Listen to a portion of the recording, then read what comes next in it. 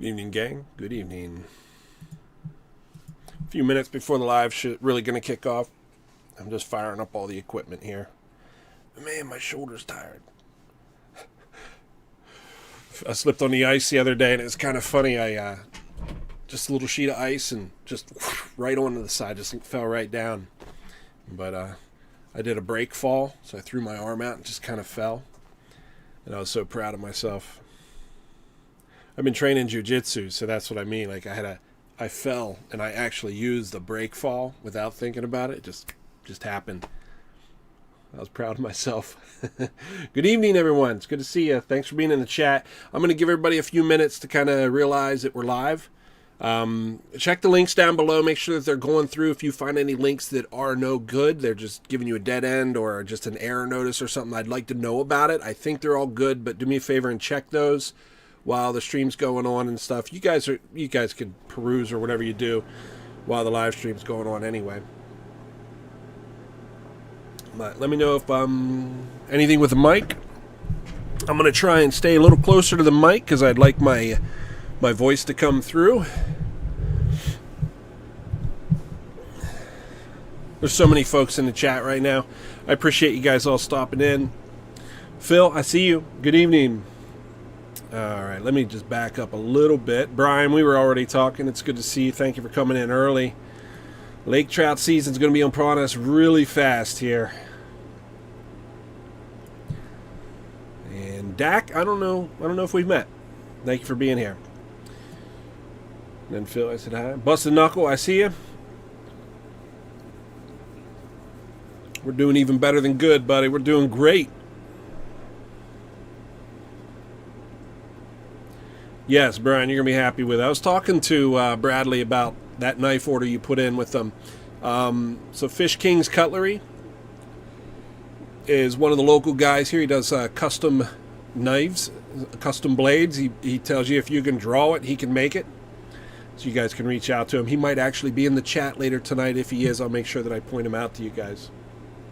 We'll give people just a few minutes here to realize that we're live. Sound looks like it's doing good. All my meters are bouncing around. I think we're solid. I think we're ready to do this. I'm happy for it to be warming up. I'm going to be glad to see this ice leave, to be honest. I made it out a few times to do some ice fishing, but I think I'm ready for spring. It's time.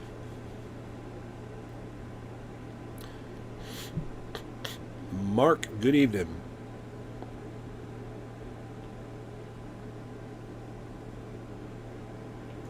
And Matt, Mr. Covins, good to see you. Welcome to the chat. I will see you soon. Jay, good evening. Good evening. All right, well, it's a little bit after 8. Let's kind of jump into this. How about if I start a little bit slow with it, and I mean not really too slow or anything, but the first thing I wanted to say was just kind of a personal thing for my charter. I am booking up the first 2 weeks of April right now, so if you guys have a space in your schedule and you wanted to book with me, the first 2 weeks of April is what I'm booking for right now. You can do some other times if you want to talk to me about that, but the first 2 weeks are the ones I'm looking for. If you guys want to do that, shoot me a text or just whatever, just reach out to me. But what I want to actually tell you guys is here on my homepage, down here with the Raystown Rendezvous coming up, April 10th through the 12th. So the charters that I'm trying to book are actually just before the Raystown Rendezvous. But I want to encourage you guys to go to the Raystown Rendezvous and do the registration and to talk about it just a little bit here, just while we're kind of warming up with the live stream. The Raystown Rendezvous is supposed to be the very start of the fishing season. And then we're going to do an event at the end of the fishing season as well, called Fishin' and Chillin'. And so that's just a way for us to get together at the beginning and at the end, kind of bookends to the fishing season, and just kind of a way to catch up and stuff. And I think I want to do that each year moving forward and give us a chance to meet as a community, bounce some ideas and such. So by bouncing ideas with the Raystown Rendezvous, what I'm actually suggesting we do is I'm going to build an itinerary that's a little bit more specific for you, but I am still kind of putting it together, and I have some volunteers and such being involved. If you yourself would like to be a part of that, you can reach out to me. But essentially, it's going to be a Friday, Saturday, Sunday event. The address is listed there in the registration link you just saw. But Friday, we arrive, we stay over. You can camp there, or you can bring your RV. There is a spot there. Just boondock it. And then on Saturday from like noon and then through the evening, we're going to have some demos essentially, and some games, all fishing oriented demos and games. And I'm hoping to do like a fillet tutorial kind of. Me personally, I'm thinking about doing that for you. And then we're going to have a panel. So we're going to do, they have a building there and stuff. We're going to go inside, we're going to sit down, and we're going to talk about some of the brass tacks, the nuts and bolts of getting of getting the job done on this lake. And I'm going to bring in a good panel, some folks who are well qualified to talk about that. And hopefully I'm just a moderator on that, and I have a nice panel for us. You can hear a different voice than just this old boy. These live streams have probably given you a lot of that, but...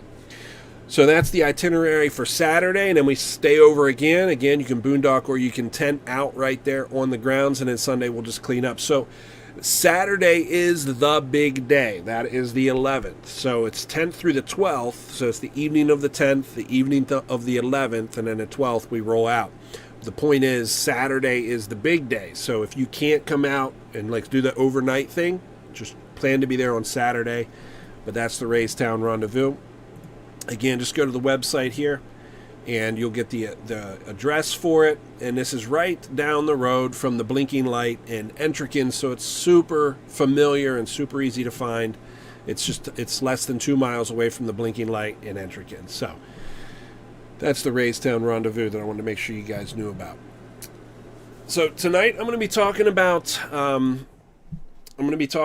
trolling, and I'm going to get into some of we'll call it big picture of how you want to approach trolling this year. And then I have some interesting little side quests that we're going to go on too. Before I jump into that, I want to point out that Fish King's Cutlery is in the chat. If you guys want to drop down and just check, click on his name and stuff, you'll go right to his channel and stuff, and you guys can do an order with him if you'd like. Okie dokie. So I have been starting this stream off with doing a little bit of cruising around the lake, but I might break that up just a little bit tonight. I am pulling up my files here I wanted to share with you. And we're going to go over some spots. All right.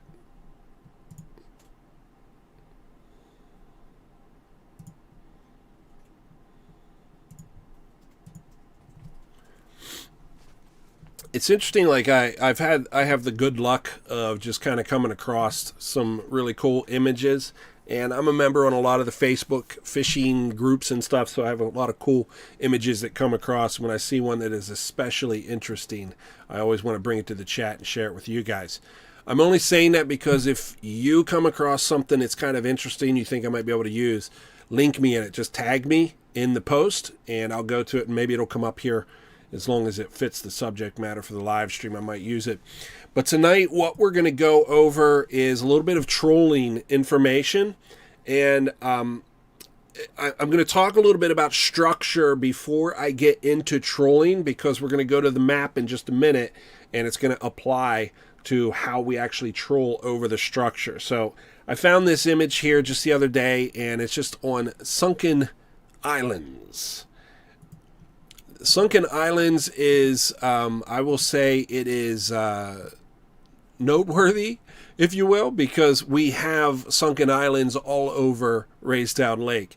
But it's not just islands, of course. When you think of some of the bigger sunken islands, the first one that comes to mind is Beer Barrel Bay. It's also how secondary points work. That's the underwater point. And, of course, any kind of, drawl that comes out across the water and creates what we call a saddle, just like a big hump. And the 7-point saddle, we've made that one pretty famous here at Raystown. But that's what you're looking at whenever you're seeing these sunken islands. You get these structures that hold fish, yet you still need to understand how to approach trolling them. And I'm going to talk about some different patterns and how to work through these. But if you look at this diagram here, you see the depth changes here, the 8, the 32, and the 18th. So you get this height at the very top of these islands, and this is a big mistake that I think is really common, because especially being new to fishing structure, most people find the very top of that structure and that's what they fish. The very top of that structure is not the best place to be fishing, in my opinion. It can be productive. I still think you could have done better if you would have moved off and searched around it and found a better place to present to. Whether you're casting or trolling, this is something good to understand. Like in this example here with this picture that we have here, you have a high hump and you have a low hump. And I'm just going to assume that the current is coming from the left, going to the right. But the current is a big deal. Anytime you have underwater structure, you want to be thinking, how's the current moving? And boat positioning. So you can position your boat in the correct spot so that your lure is coming through in the right orientation with a good presentation, one that makes sense to the fish. You don't want it to be out of the norm. You don't want it to be strange or foreign to what they're used to seeing. This is as important as matching the hatch. So the size of bait you pick, that's important. How fast you're moving, that's important. All that stuff's good. But if the bait is going in the wrong direction or acting like something that's unnatural, it's just going to be less likely to get the fish's attention, or at least it's going to be slower to hit your baits. And we don't want that. We want to make sure that we present it in a good way. So the first thing I want you to consider is not fishing the very tops of these humps. So not the 8 or the 18th. So there's rubble here. Stones is good. I do want you to find stones around this, or any kind of strange abnormality, anomaly, if you will. But I would tell you that you're looking for specifically low energy areas that would be holding the fish. Now there's two places I've been talking to you about. One would be on this upstream side here, or even specifically right here would be really good. So you can imagine if the current is coming in, it's going to go up and over this edge and then hit over top. And what I'm trying to point out is this little pocket right here. So essentially the water is going to flow up and over it and create this low energy pocket here after this steep incline. So the water's going to come up, and think of it as like an ATV or something, like jumping off, and it's going up and over. So something like that. We'll create these little low energy spots on the forward side of the current, and then of course on the back side of the current, or even better, right in the valley between two elevated spots in your structure. Feel like I'm throwing a lot of stuff at you, but hang on tight because we're going to get some more here. This deep one that's marked here down to the 32 foot with this rubble that's down off the side, this is something I want you guys to start looking for. The reason I'm telling you to look for this is because on these structure points, any structure really, if you think about it, especially whenever they're like a hump or a saddle or a submerged island like we're seeing here, that rubble's going to have a way of kind of falling down and creating a skirt around the outside of it. And there's going to be one or two spots where you get a lot of that just culminating together and creating a structure within the structure. And that's a good spot to search for. You think when fish are traveling, what they're essentially doing is they're navigating from structure to structure to structure. It's how they find their way through the water. So by finding like the biggest structure, the biggest thing that sticks out, you're going to find that the fish have found that too, and they're going to frequent it. They're going to come back and use it. So if you do find these sunken islands or saddles or any kind of anomaly underwater, you can search around it for something that's especially abnormal or an especially good structure that might separate itself from the other hundreds of structures. And you're gonna find that the fish have figured that out too. They're gonna culminate there. I hope that makes sense a little bit what I'm saying. And we're just getting warmed up here, but we're gonna go to the map, and I'm gonna talk about a spot on the map here specifically, and we can start applying some of this. Rick, I see you. Good evening. A rubble bottom that isn't in trees? That's a great question, Jay. I'm going to take you there on the map right now. So you guys know that I have a mapping program that's down below. It's all linked right down below. It looks kind of like this. And you guys can just go down below this video in the About section, and you'll find a mapping program used for this video. Click on it. It'll take you to a web page, and you guys can bookmark that, and you can use that all you want. This is a nice little mapping program. It's going to help you to read Raystown Lake. And Jay, because you asked, I'm going to take you guys up toward the dam here. Typically speaking, I would tell you that when you start the spring, you want to be on the upstream side of the lake, and then as the year goes on, you just go toward the dam. It's a very general rule of thumb. It's certainly not always true. There are always resident fish throughout the entire lake. Just generally speaking, it's a good rule of thumb. In the summer, you'll find that fish are completely dispersed, and you're going to start catching stuff everywhere. But let's go and pretend that we are in the summer right now, and we're going to go up to around mile marker 1 or 2. You guys see the dam here? This is the dam. That's the spillway. This would be mile marker number 1 and mile marker number 2. What I'm going to do is I'm going to look right along this edge right here that sits right from mile marker 2 down to opposite of mile marker 1. And we're just going to look at this section because it's just like a good spot for an example, and if you're trolling. So tonight we're going to talk a lot about trolling, but that's the area we're going to talk about right now. So we're going to go into that. Now, all this to say, we don't have to talk specifically about this spot. So this is where I'm going to invite you guys to get involved. If there's a spot on the lake you want to see tonight before we wrap this stream up, say something in the comments section there. You can do mile marker, you can do a landmark, you can just talk generally and just say, the northern end, the southern end, anything at all like that. You can talk about fish species, whatever it is you have in mind. Say something in the chat, and I'll try to move in that direction as the chat goes on. So that's a great way you guys can get involved, and I actually appreciate you doing that because that helps the channel and such too. So ask questions. I'm here to do my best to answer them. Good evening, Buck. It's good to see you. Thanks for being here, man. Appreciate it. I feel like I haven't talked to you in a while. It's good to see you. Well, let's jump on the map and let's talk about what we're going to do here for trolling. So with this being mile marker 2 right here on this point, and I want to troll this section right here. By now, if you guys have been watching these live streams, you know that I am a fan of trolling into the current. I believe that puts the lure in a better position to be to take a strike from a fish, and I think it's more natural that your bait is looking into the current, and it makes it a little bit more lifelike. So what I would do whenever I'm trolling this section is, first of all, I wouldn't put lines out because I would search this area.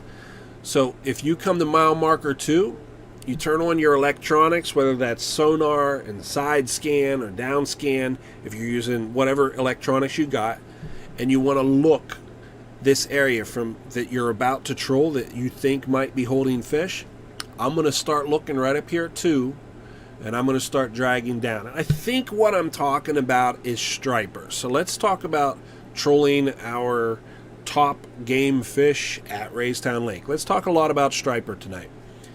So mile marker 2, we'll start coming down this edge right here, and because we're searching for striper, we're going to be looking in these blue areas on the map. Most of a striper's life he's going to spend in 30 feet of water or less. That's why I'm saying that. So mile marker 2, we're going to work down this shoreline and we're going to use our electronics and we're going to look. What you'll do as you move along this shoreline is you want to mark anything on your GPS that looks like it might be your target species. And as you come along here, you're going to have a couple marks made. So let's say that after trolling this whole edge, you end up with a mark right here in this little basin, and a mark here on this basin, and then nothing else. So you maybe you marked a few, but you don't believe they're striper. You see what I mean? So these two basins here become your targets of interest. I like this one too. This is fun over here. Get a lot of weeds in this one, but that's a good one too. So, but let's say we marked something that looks to us to be maybe possibly a couple striper in here and a couple striper in here, and I want to point something out when I said that. Most of the time when you mark striper at Raystown Lake, you're going to be marking less than 5 striper. That's been my experience. They're usually low numbers, but they're big-bodied fish, so they stand out in a way that your other bass species, your other species of fish just don't. The reason I'm pointing this out is because I know a lot of folks, they want to see like 150 striper out there just blowing up the top of the water. I have seen that exactly 2 times at Raystown Lake. It doesn't happen very often, and I know there's guys out here who really go out and they search for that. They hunt for striper, and so they're very aggressive, so they get more experiences with that than this guy does. But what I'm saying is I'm on the water a lot, but that is not something that happens a lot. Usually the numbers of striper we see are smaller packs of numbers. Sometimes it's just 1 or 2 or 3, but usually it's less than 5 in my experience. So if you mark some big marks and there's only like 2 or 3 of them, don't be thinking it's not striper because there's not 100 of them. It's very, very possible if you some big solid marks that you found some striper. So we're going to start right here at these 2 little kind of like flats areas here, these shallow areas here along this mile marker 2 section. Again, this mapping's down below if you guys want to use it. Love chatting about fishing. Appreciate it. Yeah, I'm happy to share what I got. Appreciate it. Appreciate you being here. Do me a favor. Hit thumbs up, everybody. I appreciate that. There's a lot of folks in the chat. If you guys have a question or a mile marker or a species, anything at all you want me to talk about, say something in the chat right now so I can move in that direction as this chat goes on.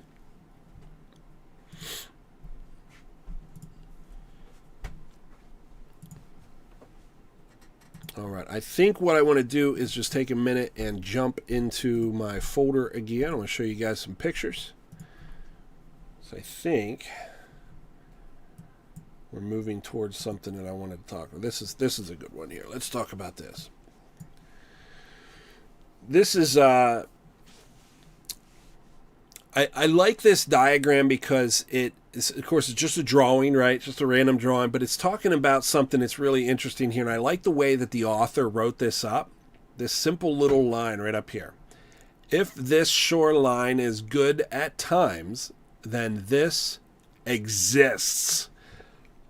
I love the confidence in the way that is written because this is so fundamentally simple and important. So if this shoreline right through here is good at times, so if you're marking fish there periodically, then you must know that this exists. And he's suggesting that you have this secondary point jutting out, and then there's a deep area beyond it. All right, so let's do this. Let's jump back over to the map.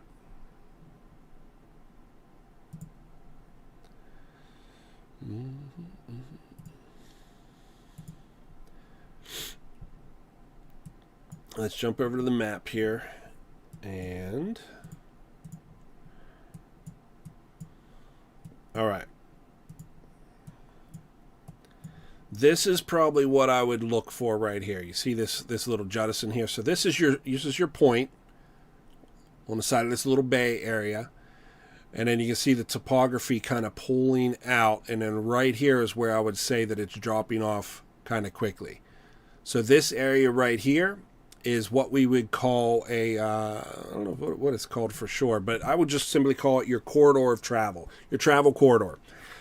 The point is your fish, whenever they fall back, like during the day, remember we're talking summertime striper, let's say they fall back to 30 feet or, deeper, and they're staying in those cooler waters.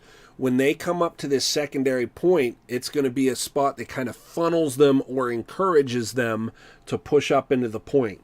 You'll see it not just with striper, but with a lot of fish. They find this jut, this jettison, this secondary point that pushes out towards deeper water, and they use that for their navigating. So when they come up to it, they use it, and it becomes a corridor of sorts. So this would be, going back to the diagram, this would be the suggestion that the guy says, if you see this, it means this. So if this shoreline is good at times, that's the bay that we're looking at, then this exists. Now, I know the example I'm showing you is much more subtle than what you're seeing here, but the fundamentals are still there. You have the deep section beyond it. This is very deep down through mile marker 2, mile marker 1, and then it pushes up into the secondary point, and that's what you're going to find in these bays. This is why it's good. There's a funnel, there's a catch. Think of like whenever you're loading cattle or you're corralling the cattle to get them loaded onto a truck. What do? You create this corral. You funnel them so that one can come in at a time. It's the same idea, but kind of flip how it works. But that point pushing down in there, it's going to grab the fish and it's going to funnel them back up onto that flat. They use it for not just for navigating, but they also use it for hunting. It's part of their strategy.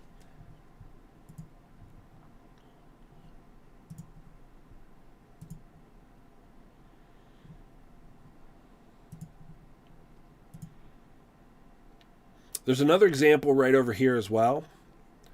So the shoreline's good at times. It's the same idea here, but you're looking for this secondary point that's sticking out.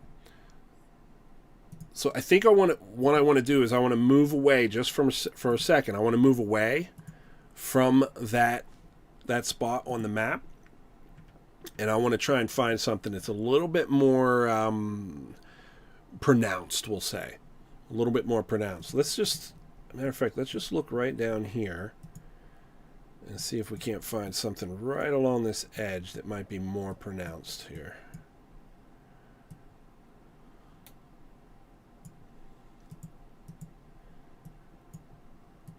Or let's just use it as it is. Let's not try to make something that's not there. Let's just look at this next bay that I said I like.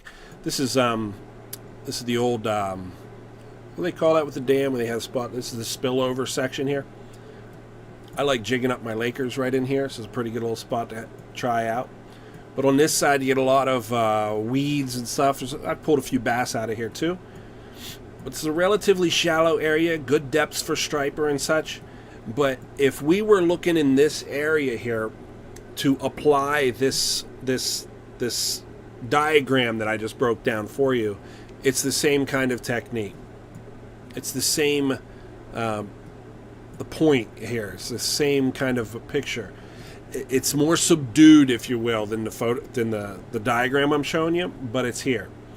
What you have is, of course, the point. So this is the ground, the earth that's out of the water.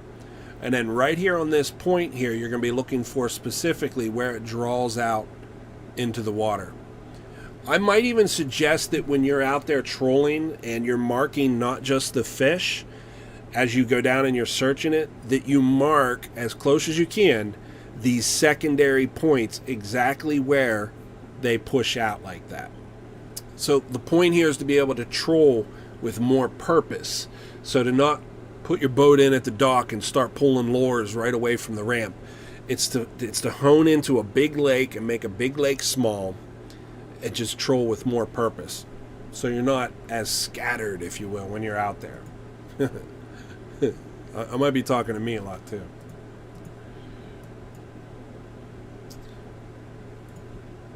So there's two let's say we mark some marks here and here, and we have those points. I'm going to include this second point down here. So we have this point here. We have a couple striper marked here and here. And then we have this point down here marked as well. So now we've ridden down this entire shoreline and come down, and we've marked a few things to actually look at or possibly fish. And now what we're going to do is go out here and give yourself a big breath, a lot of runway, if you will, so that you can get your rigs all put out so that they're ready before you come back up and you hit your first bay, your first point, and then you pull through where you had your fish marked, and then that second point. At that point, you already know that you're not fishing for anything up here toward mile marker 2. You can actually pull lines, or you can turn and you can run back down the line and back up. We are making a big lake small.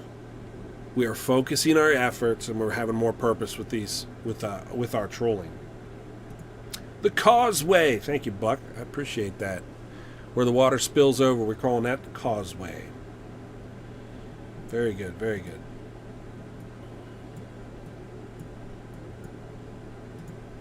So this right here at the causeway.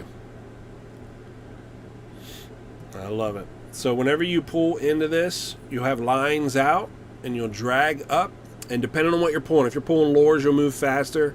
If you're pulling live bait, you'll go slower. Generally speaking, that's just how it is. What is fast and what is slow? So lures would be 2 at most, I would say, for striper. 2. And then with live bait, I would tell you as slow as you can go without stopping is what I usually tell folks. But certainly below 1 mile per hour. And you just want to creep along. A good thing to use here is your trolling motor.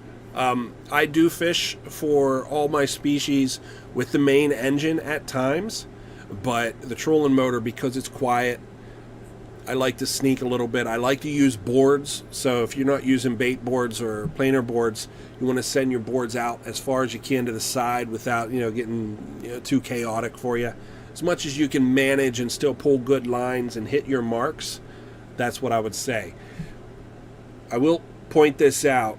Some fish are bothered by your boat, whether it's the noise or just the footprint of it, the shadow of it, and then some fish aren't.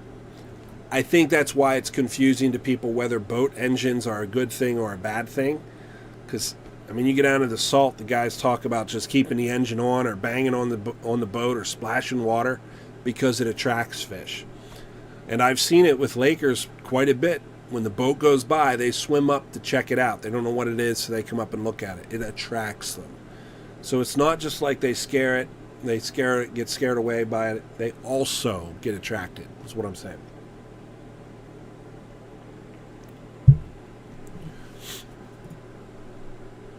So to pull a good line, you first got to map it. The second benefit of doing this, when you have eyes underwater, when you're pulling that first line and you're searching it, so whenever you put your boat in and you're driving down this edge and you're just searching with your electronics, you want to keep an eye where you're seeing the tops of trees. So if the tops of the trees, they max out in 20 feet of water, you know not to send your baits any deeper than 15. And that keeps your baits up high, and that'll limit how much you get into the trees. That does not save you from all of it. There's always a rogue tree that just seems to sprout up out of nowhere and get you, but it will limit it. So if you look first before you leap, so just go down and look the line, watch the line, use your GPS to try and stay back on that line when you come back through. To some degree, that helps. It's a simple thing. So troll down and then come back up right into the current and really focus on hitting your marks when you come back through. An unfortunate truth. Striped bass are a transient fish. They're always swimming. I've heard it said the only place you know striped bass is not is where you just marked it. So if you marked him there and then you turn around and come back, he's not going to be there. That's just the unfortunate truth with these fish. They're transient fish. They're always moving. So they'll come back and they'll frequent those areas, but don't let that discourage you when you come back across that point and you don't mark them, because they're just a little deeper, a little shallower, they're further up or they're further back. Whatever it is, they're just moving. So don't be discouraged if you don't mark them the second time. Just know they're in the area. Just know they're in the area.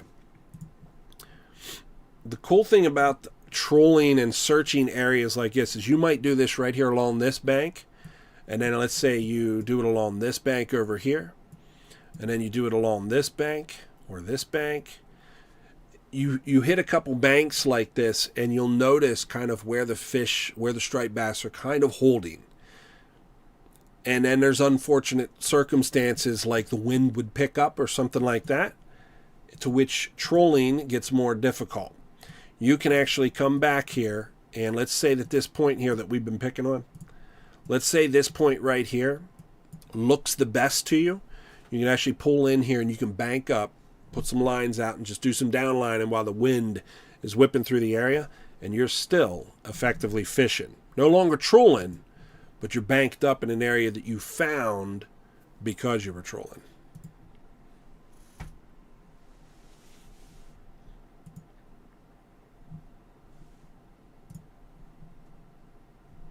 Let's jump back into this diagram real quick.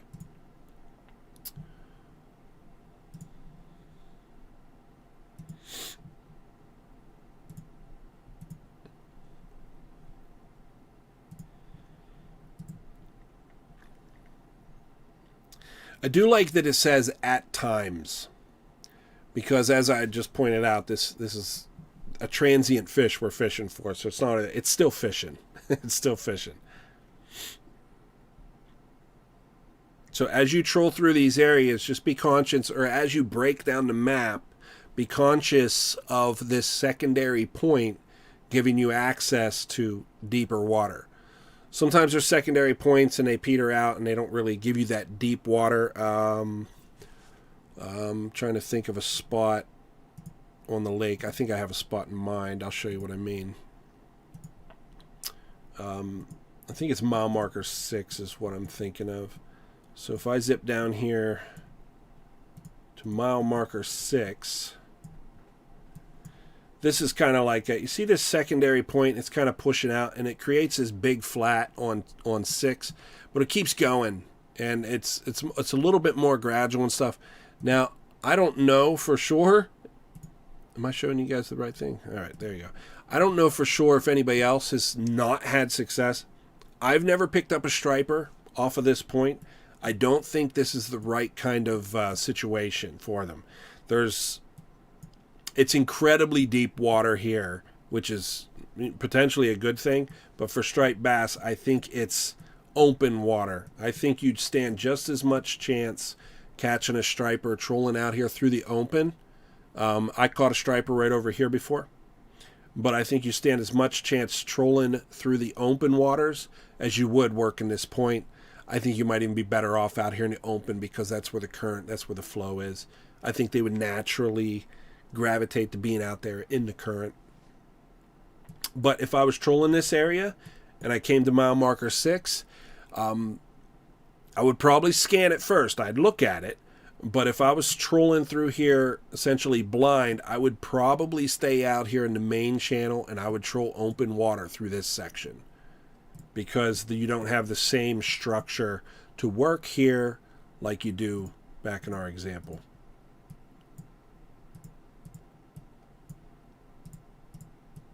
Mostly I think you have this nice calm flat called a hunting ground for them. And then this funnel or this block right here, this secondary point coming off the edge there. This looks much better. The depths are about right. I just think this looks like a better spot. Think of the striped bass who are coming along here. See, they're swimming along. They want to try and stay in that comfort zone of, say 20 to 30 feet.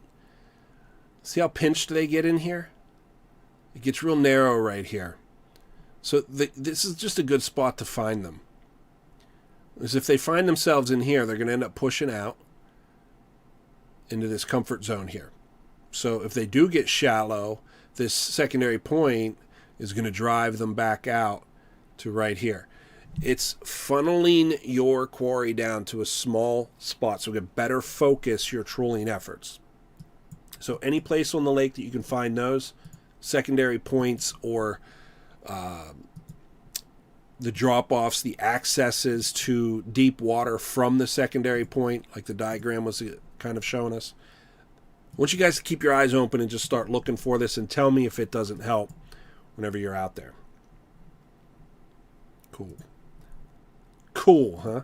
You have any questions about that? I want to move on to the next one, but I wanted to sit on that one just for a minute because it's so fundamentally important that you understand you're not fishing blind out there, and as much as fishing can be to chance, we can definitely stack the deck in your favor by doing some of these techniques, or at least paying attention to some structure, some basics.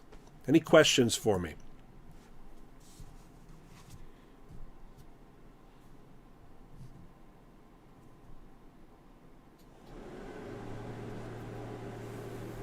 All right, I appreciate it. Seems like we're doing okay then.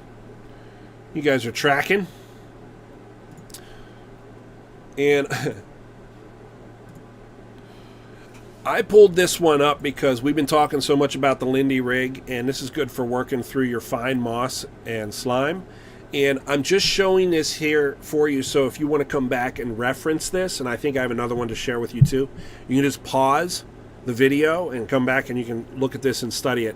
But ultimately, this is showing you how to fish not just moss, and this would be cast retrieve or drift fishing or slip fishing. You guys can reference the last live stream for that. I talked about this quite a bit. What I call it, Catch My Drift. That's the live stream to check out. And I talked a lot about using the Lindy rig, and I found this diagram and I thought it might be really helpful to tag on here. So if you want to come back and reference this, you can just pause it and you look to see what the rig truly looks like, or how it's theoretically going to look underwater. So it's good for like fishing the grass, or if there's a lot of snags on the bottom. But there's a reference for you. Lure presentation is something you hear me talk about a lot, and I put this one up here, kind of the same idea. You crappie fishermen, especially the winter crappie fishermen, you guys understand lure presentation, and this little simple float and a fly, or a float and a jig presentation. Having that horizontal presentation versus this dead, limp, hanging, weird looking thing makes a big difference. So you want to learn your knots. And if you look at the diagram here, it's talking about rocking your knot back to the back. Now you're going to have to do this each time you reel it in. You got to push that knot back. But the idea is to pick that bait up and give you a horizontal presentation. But again, this is like presentation stuff, and this is really helpful if you guys are doing winter bobber fishing for your panfish, your yellow perch, your bluegill, your crappie, fish like that. So again, just another lure presentation one that you guys can come back and reference. All right. I do want to talk about this one. I'm just going to flash away from it real quick here, because I've got a spot on the lake that I want to go to. I'm going to take you guys to a spot on the lake that you should all know. We're going to go back and look at 7-point saddle. 7-point saddle is a good example for this diagram, because I feel like they made this diagram for the 7 points saddle.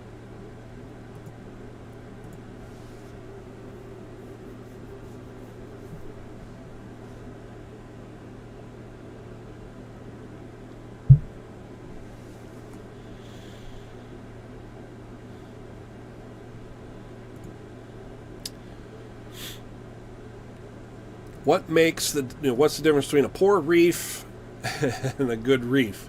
Okay, we don't have reefs at Racetown Lake, but the way these jettison up like this, they get real high and they get real low.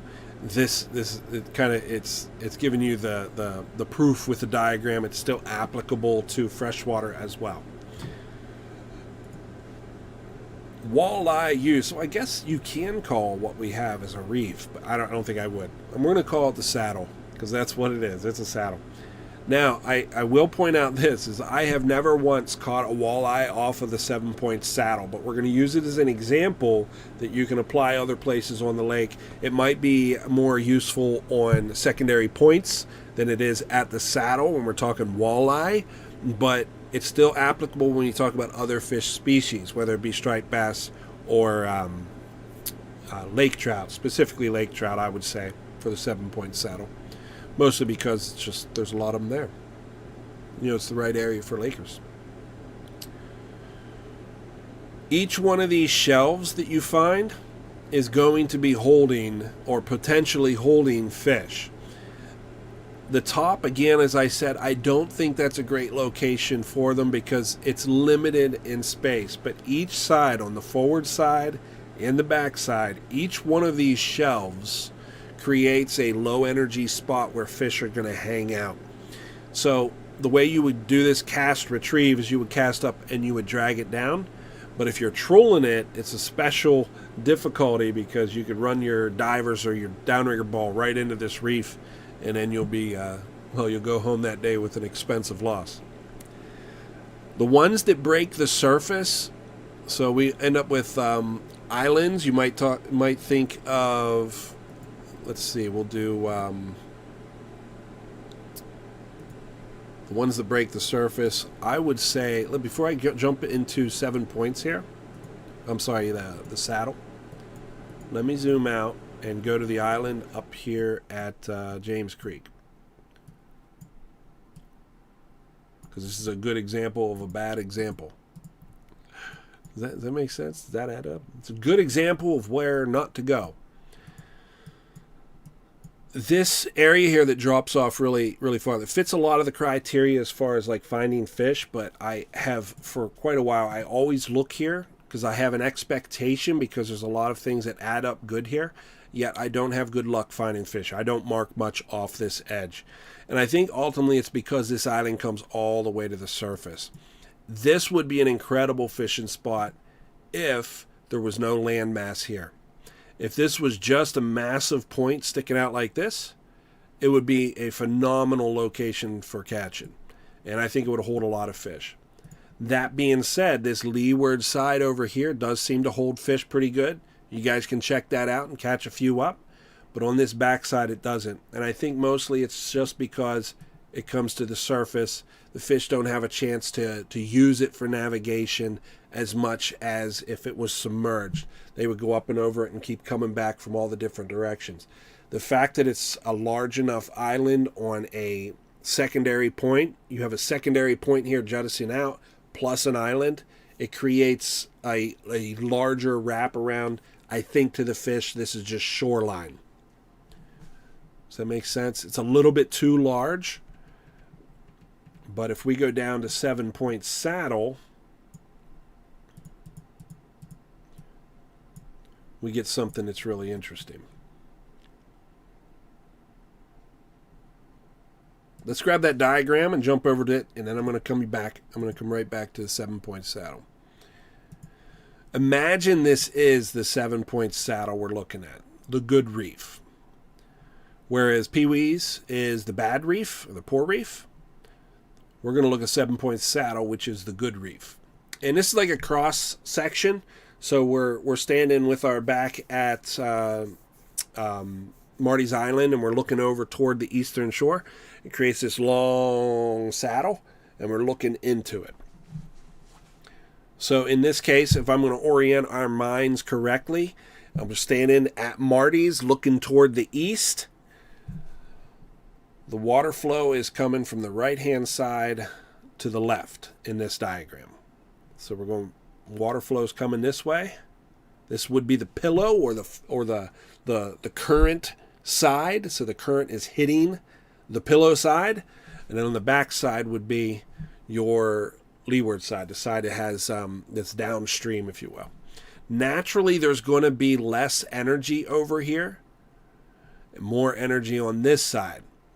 But in my experience, though the shelves on both sides of this good reef are going to hold, my experience is the leeward side seems to be a little bit better. Am I messing that up? The side toward the current is a little bit better than the side that's away, that's downstream. I don't know for sure what that is, but I think what it does, it creates a low flow pocket of energy here where they can hang on these shelves. And probably more importantly, the fish that are hunting, the fish that are most active, are pushing into the current. They're effectively hunting. They're looking to eat right now, so they're more active. I think this might be the number one reason why they're more active on that side, is because they're actively fishing. You're actually actively hunting. Whereas the fish on the backside, they might just be in a rested state, or as people say, it's an 80-20 rule. That's fish are only active 20% of their day, 80% they're inactive. So you might mark more fish over here, but they're going to be inactive fish, whereas the forward into the current ones are going to be more active. So I always start here because this is, if you get up there and it's hot, it's hot. So you want to be there checking that first. Besides, you'll notice if you keep this in perspective, let me jump over to my to the map again.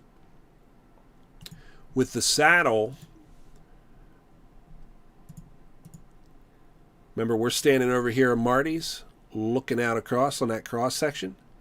Water current is coming this way, rising up and over the saddle and then down the other side.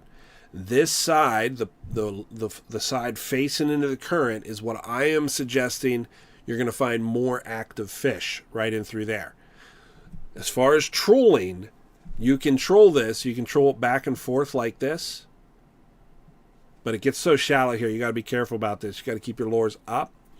But the most effective way to troll this saddle would be to come right up into the current this direction. So if you kept your lures up really shallow, you could do this. I would tell you, if you run across the hump here at 7 points, this saddle, and you have live baits, I would tell you to pull up, get your boards all running, and get on top of that saddle, and then take your engine down as slow as possible, but still maintaining your spread, and just keep your gear in the strike zone while you're going over this hump. I don't think you should be too picky about whether you stopped on the back side, the top, or the front side of this. I think you're going to creep through all of that, and you're going to have the maximum potential to be able to pick something up.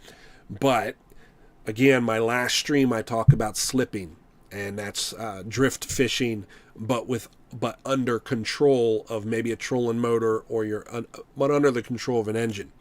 But slip fishing, it's like you're trolling and then you switch gears and you say, okay, I'm going to do that slip technique that Randall was talking about. Let's give it a shot. This is a great place to do that. Right here when you come across the hump, just wait. Now if you zoom in, you can actually pick apart some little humps here, kind of like a submerged island there, submerged island there. And you get these little funnel points right here as well in between. Those are good spots if you're casting or jigging or something. Those are good spots to focus on. And that brings us full circle with the diagram. The good reef versus the bad reef. So, if my back is to Marty's, and we're looking at this good reef section, this is the 7-point saddle, and let's say you're trolling into the current. Here you come with your live baits up super shallow. You're going to brake, you're going to put the brakes on, you're going to slow down as much as you can and pull right across the shallow side. Your baits are going to drop a little deep as you come across. Then you get up over the top. Try not to let your baits get stuck, because it gets shallow there. You got to be ready for that. And then on the other side of that, your baits are going to slow down and drop a little bit. I think most of the time your bite's going to come from right in here. This is where the most active fish will probably be holding. Your bait will essentially be coming upstream, presented in the right direction, and you're going to slow down in the hottest strike zone on these secondary humps, on these good reefs. And that's going to be your hit right in here. Any questions about that?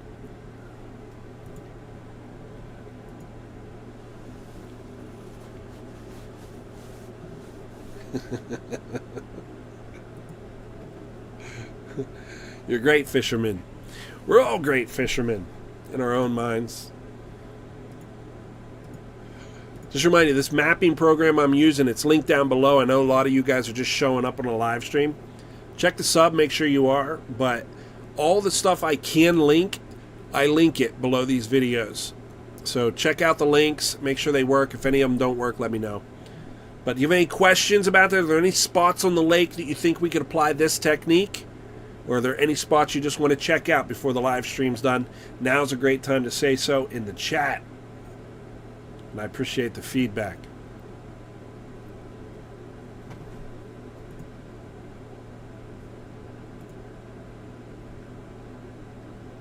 All right, so on the subject of striper fishing, I would be remiss if I did not include this in the live stream tonight. So I got to talk to you guys about hooks, because I think that this is one of the most fundamental things people are messing up. So oftentimes, I know I've been guilty of this in the past when I was learning, I often just fished with what I had. And what I had was, of course, just what showed up in my tackle box. So the next time you guys order something, follow my link to Amazon and then do your ordering so that they send me a commission. But the next time you're ordering something, I want you guys to consider the kind of hook that you're picking up. Because I'm going to talk with you guys a little bit about conservation with striper fishing here tonight. And this is where it starts, right here. These center two hooks are the only ones that I want you to buy. These are the style of hooks that you guys are going to put in to your shopping cart here when you go to Amazon. First of all is this non-offset hook. The offset hooks are incredibly popular for some reason. I'm not a fan of them. The non-offset is what you want to look for. So you want that hook to be in line with the shaft. So it should be straight in line with the shaft of the hook. This does affect hookup ratios. Yes, that's what the offset is all about. It's supposed to help out with hooking into your fish. But by keeping it in line, it's a safer hook for the fish. It's less likely to cause gill damage, things like that. But let me give you an additional benefit of it to really convince you. The inline hook, whenever you're hooking your bait, you're going to hook it into the mouth and straight up through the nasal cavity. It's not going to kill your bait. It's going to pierce it through the nasal cavity, and it's going to be straight up. You're going to notice that your baits swim very natural, straight and flat behind your boards. It's going to give you a better presentation, which means you're going to get better hookups, and more hookups means more catches. So the straight inline hook is going to help you put more fish in the boat. So, straight, non-offset hooks. This one right here. And then the second one is your circle hooks. This is what you would use if, as I said earlier, if you were to go and bank up. So you're trolling an area and you find some striper. They're kind of marking on that secondary point. But the wind gets bad, or you're just tired of driving. You want to make some coffee and just kind of hang out. You go bank up in the spot you think is the hot spot. Change your hooks out. And I would actually chunk bait. So take the bait that died or killed some of your bait. Just cut the head and tail off. Put a big circle hook through it. And cast it out the back of the boat. Put 3 to 4 lines out. And just give yourself a nice little spread if you can. And just wait. Hang out. Enjoy some coffee. And wait for that line to start running. But those are the two hooks that you guys want to focus on. You want to get these inline, or the non-offset, or the inline hooks. And then a nice circle hook. As far as size, guys, the size of hook has to match your bait. So you get a variety of sizes. So get a variety of sizes. Everywhere from I don't know, a 1/0 to a 5/0. You can even go up to 8/0. I use big hooks sometimes. Mostly that's about catfishing, I think, the big ones. But use some discretion there. Just get a variety of those two hooks, and you're going to be set. You're going to have options. When you catch your bait, just take the hook and match it to the size of the bait you're using. How do you match it? Just look at the head size. Let's say my thumb is the head size. Let me grab my pen here. If my thumb is the head size of the bait, your hook should be able to stay inside of his head. So if you were to lay the hook on there, it should be inside his head. So when you put the hook through his nose, it's going to stay up, and it should be proud. You should have an exposed hook hanging up above his head. So it'll go in, and it'll come up proud and probably hang out just about there. What you don't want to do is cover the throat of the hook. That is, you don't want the hook, using my thumb as the example, you don't want to put the hook in and have it come right out the front. So you don't want it to go in and then come back out the front. That's too small of a hook. And then you don't want a huge hook where the point is like way up here. So you don't want this big hook. Besides, big hooks affect how they swim. You don't want that. Simply put, the hook should be able to fit inside the space of his head so that when you put it through, essentially half the hook is cleared. The throat of the hook is clearing the top of the head. I could do a whole video on hooks. It's that important. But this is what you're looking for, the non-offset and the circle hooks. Those are the two to focus on for now. At least that's what I use. So I'd be curious to see if there were other charters, to see what they were using specifically. I know the things that I use, I've learned from everybody. It's not like I'm coming up with these ideas on my own. Just like you guys are kind of picking up some tips from me. This is all I did over the years. I kind of picked them up one at a time. I want to mention divers, talk about speed and presentation, which I've done a little bit, but divers is something that I want you guys to be thinking of too.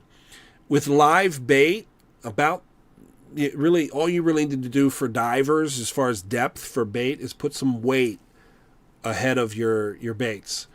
And you can use a half ounce, even less. You can use a quarter ounce or something like that. If you need to get that bait down into a depth, or if you're looking to do something. With striped bass, you're generally going to be pulling shallow baits anyways, so you don't need to go real deep. You can pull them weightless even. As a matter of fact, my outside boards, I always run them weightless. But as I get closer to the boat, I'd send the baits down a little further. And mostly that's just for, to give you're working more of the column. So that, if the fish come, if they're at different depths, you have a chance of connecting with them. But ultimately, I'm telling you, the striper will come up and hit it. It's how he hunts. So he might be down at 15 or 20 feet, and that bait is up essentially at 0 feet, maybe 1 foot under the surface of water, and he'll come up and hit that to eat it and then try to take it back down. So this is how they eat.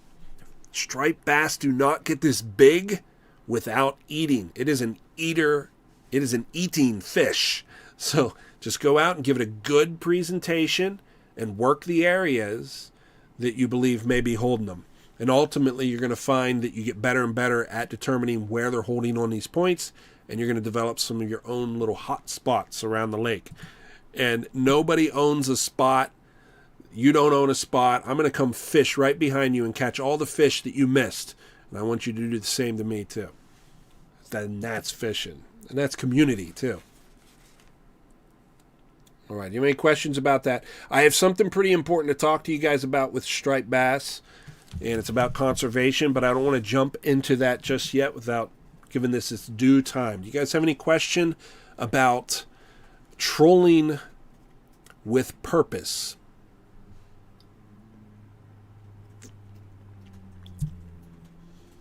Thank you, Rick. I appreciate it.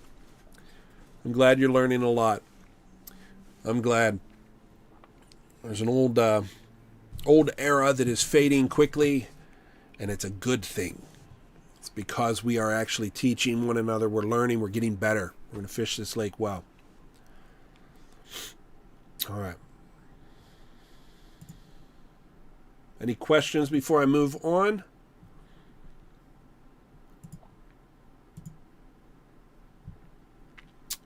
This diagram here I wanted to share with you guys just briefly, because I know not everybody has the mapping program. So if you don't have the mapping program, then maybe you don't go out there and you don't know what you're looking for. So if you come out here and say here at 7 points, this is 7 points. even just right here at the dock. So this is the dock where we all launch from. Let's say you were coming in here and you were fishing this and stuff. You might not know anything about anything in here. You're just in here pulling boards, just hoping against hope.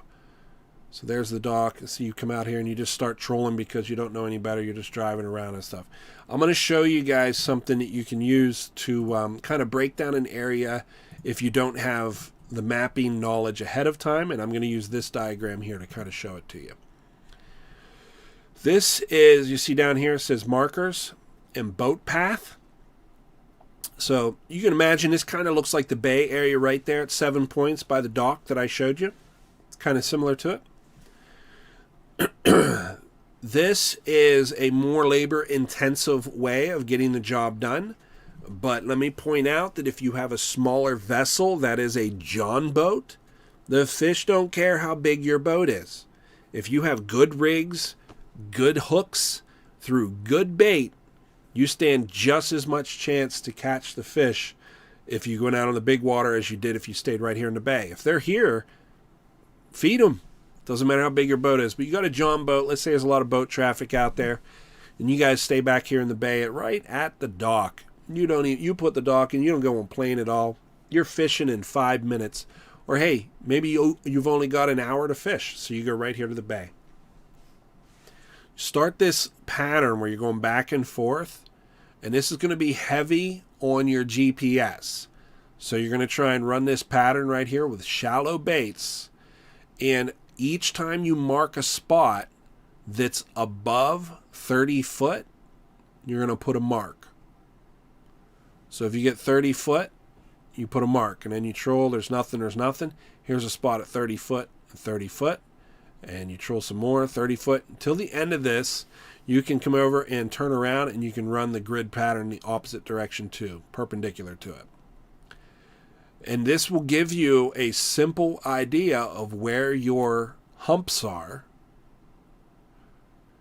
And now you can go back and do one of two things. One, you can focus your trolling effort. Maybe you'll just rock between these, back and forth. Or you'll bank up on one where you're marking fish. So let's go to the map.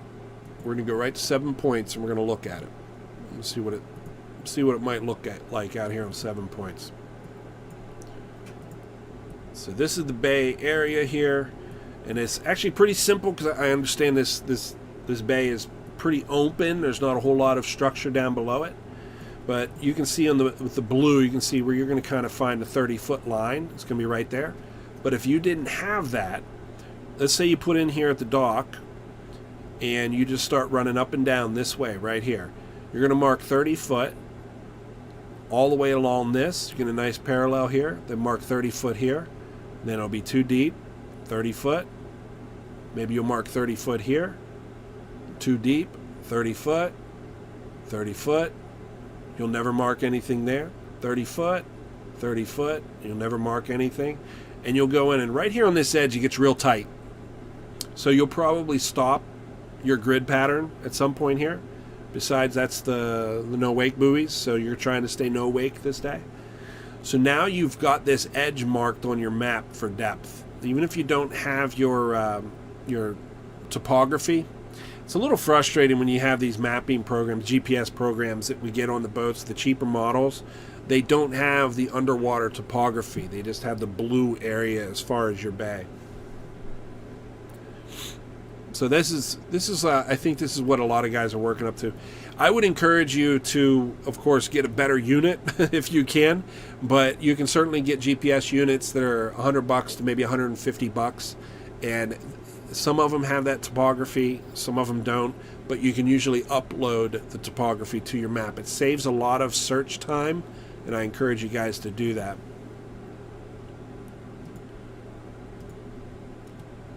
At this point, you will have invested about an hour, maybe 2 hours into driving around this bay area, but now you have a focused area that you can really hone in on.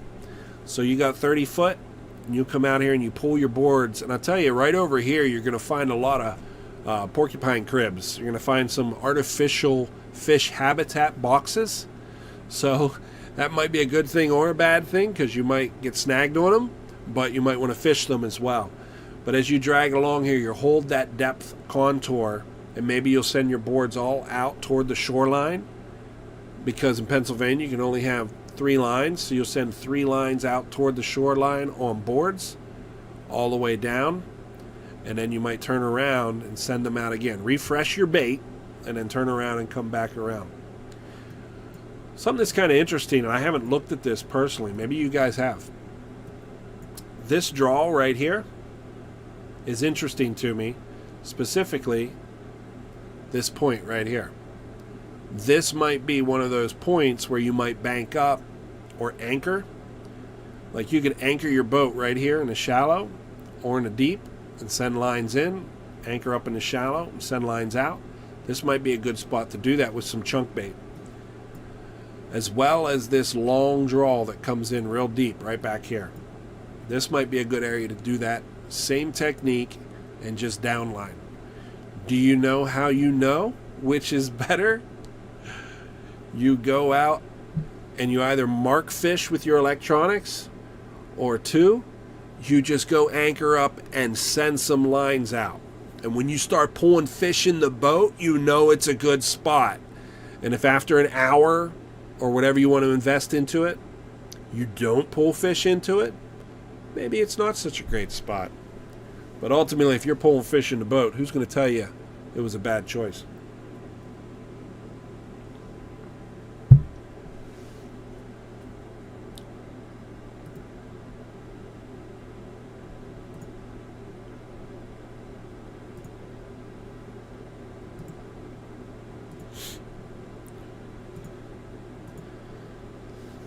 The idea of working this grid pattern is as simple as it is. You can do this even if you have sophisticated electronics, and you'll learn so much about what's down there. Most mapping programs ain't going to tell you where the trees are. They're not going to tell you where the fish habitat boxes are. They're not going to tell you where the John boat sunk out there is. And this is all structure stuff. And it does help to just look, to try it. So cruise around, have a look, invest a little gas into the whole endeavor. It's the little things, man. I think it's important that we fall in love with the process. The process of fishing is what got us all so interested in it. And I think it's important that we understand that catching the fish is a byproduct of the effort we put into it. Meaning, if I was learning how to cast for bass for the first time ever, maybe you guys have a kid, or maybe you have a grandson, buy them a box of plastics, and then get hooks that are right for those plastics. Teach them how to do a wacky rig. Teach them how to use an EWG hook, the extreme wide gap worm hooks. Teach them how to drag a Carolina rig, shaky heads, or we call Ned rigs. Each one of these has a different presentation, but at the fundamental levels, this is how we learn. And it's so important that we share folks with us. It's not just trolling. It's not just choosing hooks. It's techniques while we're out there. It's understanding that you go through the pattern of learning over and over again.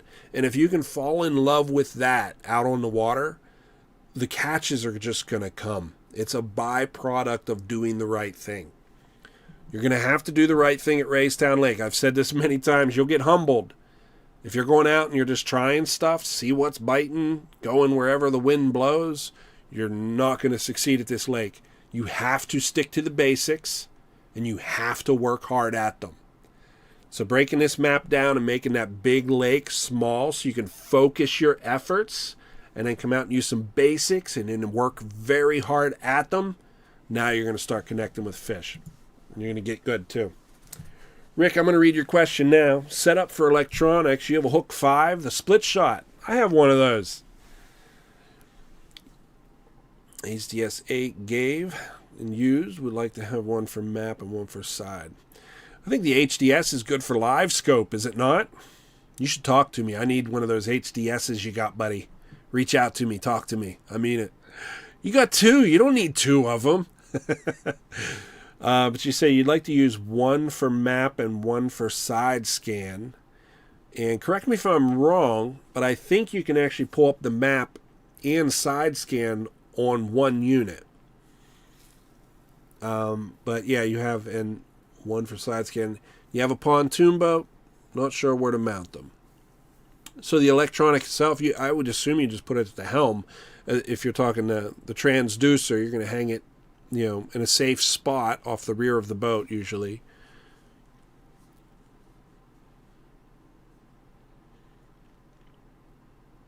Yeah, I like the split shot, though. The way I have it being used right now is I made an ice fishing rig out of it because it had a flasher unit on it. So I'm actually using my split shot for ice fishing right now. The little box I made. It's actually sitting on the table over here. You'd like to have one for map and one for side scan. Pontoon. But yeah, I mean, yeah, you just put it on the helm, man. Here's the thing: is when you're using your electronics, you're going to be driving. Especially your side scan. It's essentially useless if you're sitting still.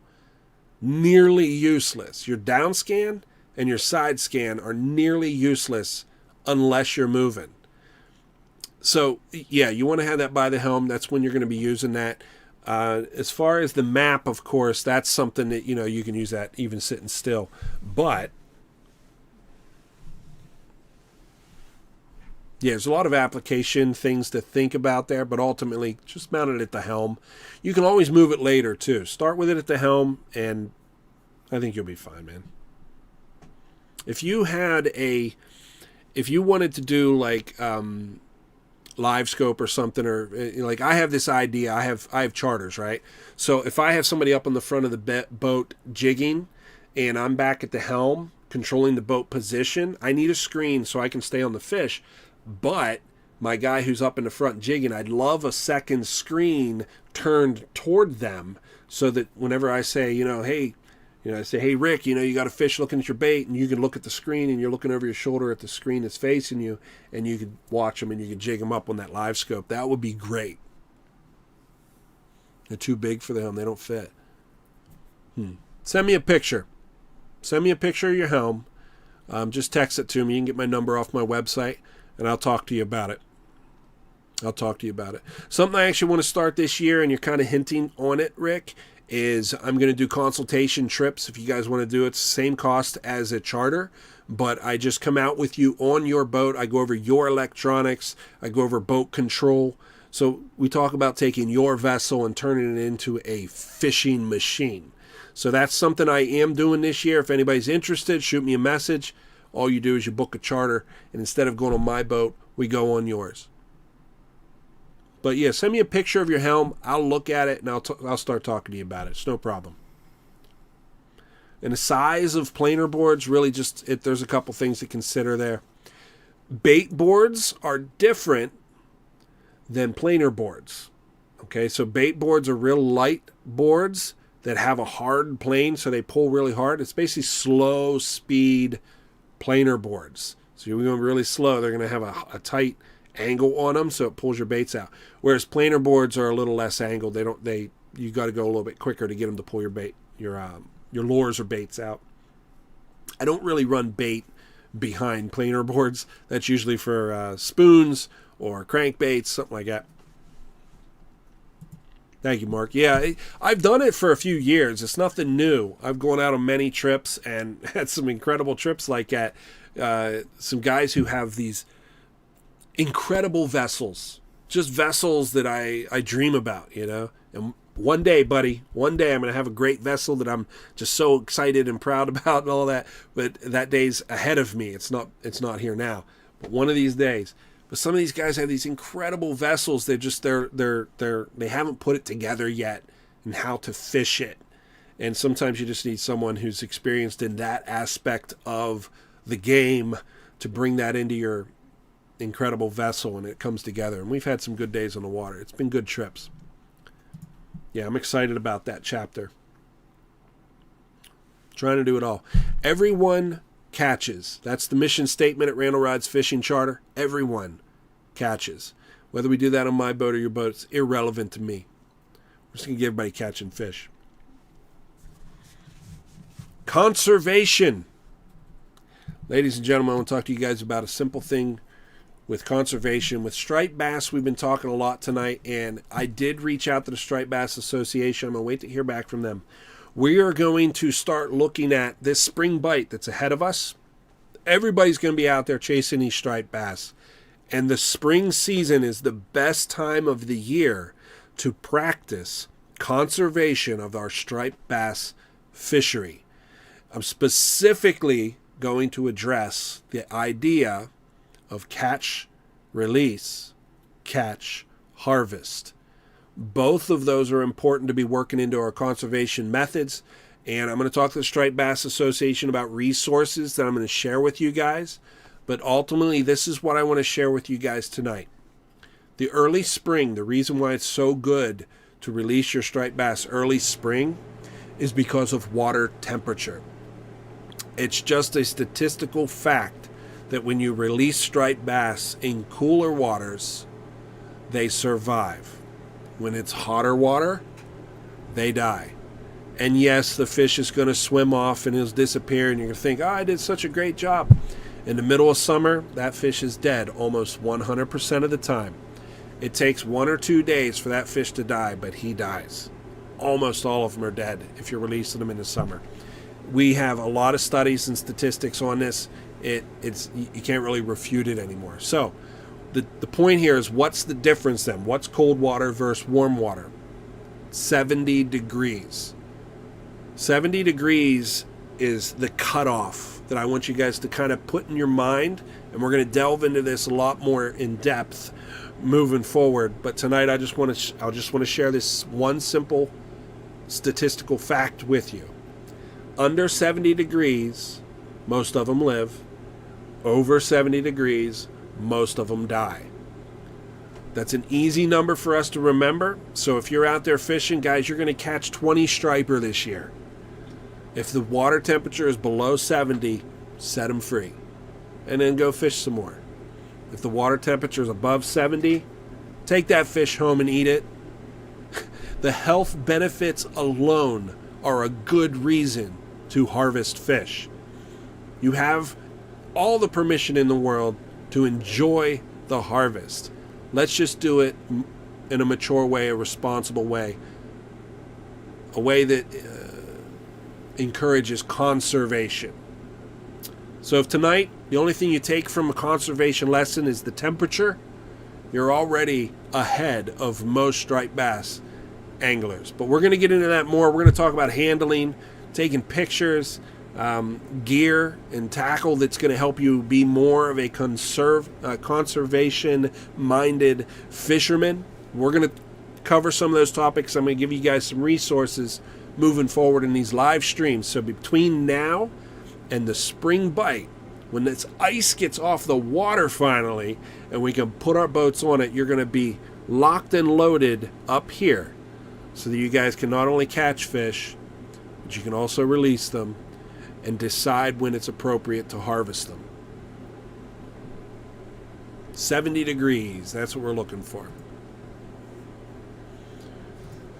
And it seems appropriate that I should say it right now. The Racetown Rendezvous is on the 10th through the 12th. Do the registration here online, and at the Racetown Rendezvous, we're going to be talking about this in depth. The striped bass at Racetown Lake, they need conservation efforts. And I'm going to bring you guys a lot of numbers on that. I'm going to talk about what the Striped Bass Association is doing.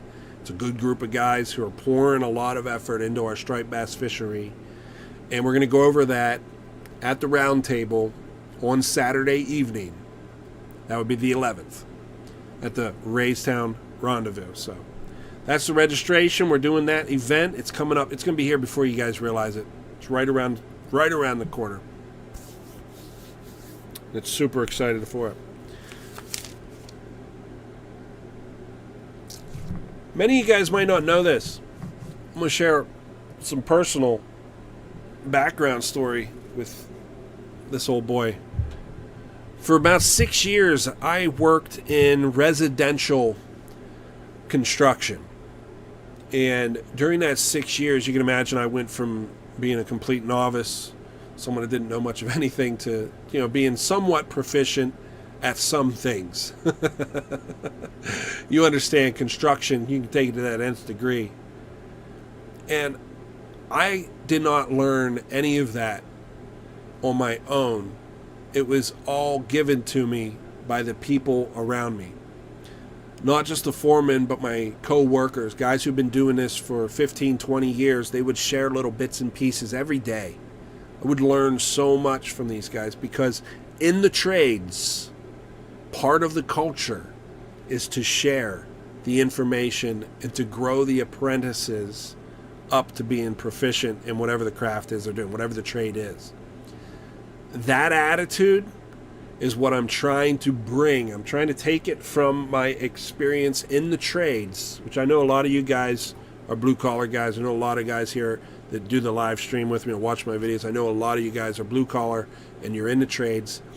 It's that same attitude of teaching the young guys, of bringing them up to par so that they're not making all the stupid mistakes. Even if you send them for siding stretcher tools and a can of red and white striped paint down at the hardware store. We might goof off with them a little bit, but ultimately we want to raise them up in the culture to be learning, to be getting better as tradesmen. This attitude is what I want to try and all of us, to the capacity you're able, to share with one another, to build each other, to encourage, and to help. It's because of that attitude adjustment that the conservation is going to be possible here at Raystown Lake. And I'll tell you, without it, we're doomed. So we don't have a choice. We're going to build each other up. We're going to make each other better. And this lake is going to be better for it. I think those are my closing remarks. So I'm going to hang out for just about 5 or 10 minutes. If you guys have a question, if there's a spot on the map you want to look at, the floor is open. You can ask any kind of subject you want, any mile marker, any fish species, any rig, anything at all, fishing related. What is on your mind? Why you're thinking of it? I'm thinking in the spring, there's 2 docks that I'm most personally interested in. And I'm going to try and pull them up here on the map on the same little shot here. I don't think I can do that. All right. So if you're not familiar with the lake, what we're looking at here is about the center of the lake here. This is James Creek and H. And then right down here, Shy Beaver. And just to plant the idea in your head so you're thinking of it too, the first thing in the spring, the 2 docks that I'll probably be looking at the strongest, and I think you guys probably would too, it's going to be James Creek and Shy Beaver. Essentially, like I said in the beginning of this stream, when we start the fishing, the spring bite, the spring here, we start fishing here in the spring as of the Raystown Rendezvous, we're going to focus our efforts on the upstream portion of the lake, and as the year goes on, we're going to move to the center, and then of course by the end of the year we're going to be looking at the entire lake in its entirety, end to end. It's going to just come to life. It's the interesting, let's say the interesting advantage or the unique fishery that we have here at Raystown Lake is that we see the spring bite move in a slow transition from one side of the lake to the other. By Memorial Day, we have the whole lake open to fish. The spring bite has ended. But it's interesting that we can see that transition happen, and you can almost trace it and follow it up the lake. And it's interesting because the technique you were using on the upstream portion of the lake will keep working if you move locations. So you can't go back to your hot spot all the time, but you can use the same techniques and just move with where it's working. So generally speaking, through the year, up to Memorial Day, you guys can chase those fish and find them. So what do you do at Memorial Day? You book a trip up at Lake Erie with me, and we go catch up walleye together. So I'll be up there in July. Most of the month I'm going to be fishing up there. So if you guys have the inclination to go to Lake Erie and do some walleye fishing with me, let's talk.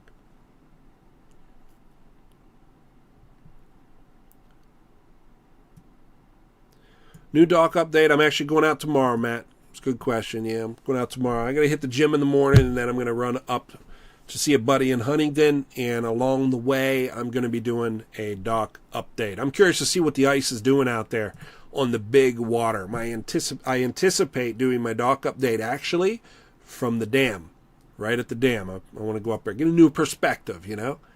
So it's not necessarily a dock, but we're still looking over the water. I want to see the ice out over the big water.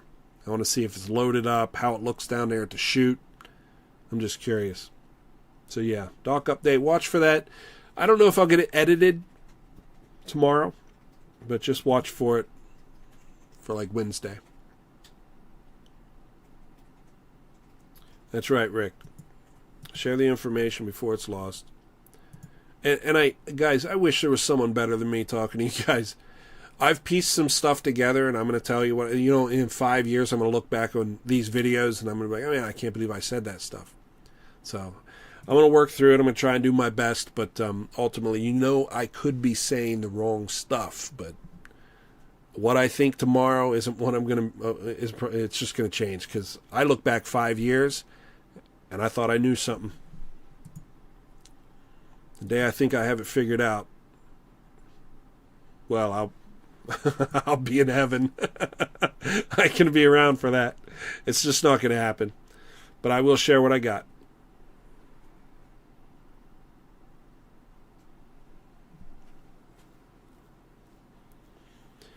Glenn on the smelt.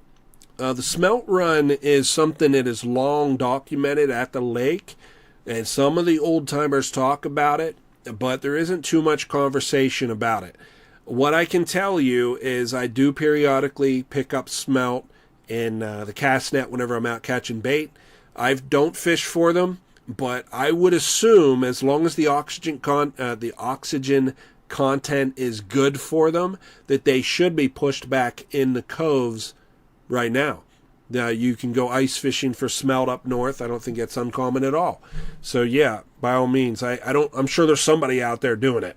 You know, we got thousands of people who go to Raystown Lake, and we got old timers who've been going for smelt since they were kids. It's like a pastime for them. So I'm not the guy to ask about smelt. The lake certainly holds smelt, so smelt are going to do smelt things. I would assume that they're in the coves now, as long as, like I said, the oxygen content was there to support them. I would think so.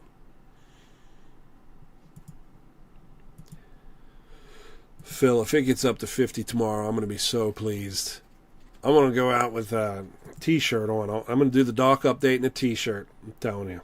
I'm looking forward to it. Yeah, tomorrow's going to be a big day. I hope you're right. Phil is Raystown River Adventures.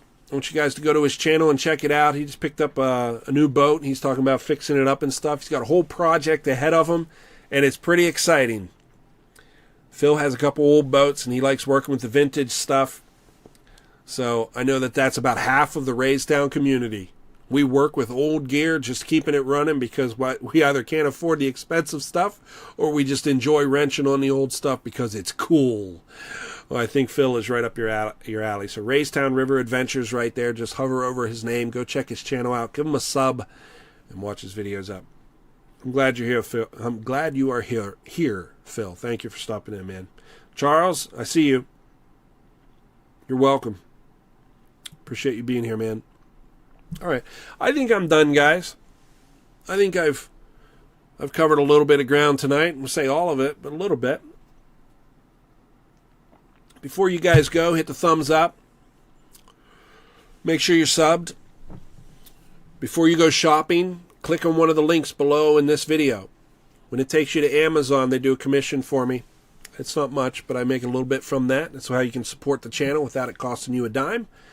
And thank you for doing that. I know a lot of you are already doing that, but set up a charter, or if you want to do the consultation trip with me, it's the same thing, same cost as a charter. I just come out on your boat, and we set it up to make it a fishing machine. But anything like that, you can reach out to me. My phone number is at the bottom of every page on my website, randallrydes.com, and you guys can just talk to me. But with that, I think I'm going to say good night. Enjoy tomorrow. The weather is going to be beautiful. Keep an eye out for a dock update. Probably just look for it on Wednesday. But I'm going to go put it together tomorrow. So that's it for this live stream. Next time you're out there, make sure you troll with purpose. Good night, guys. Much love. Much respect.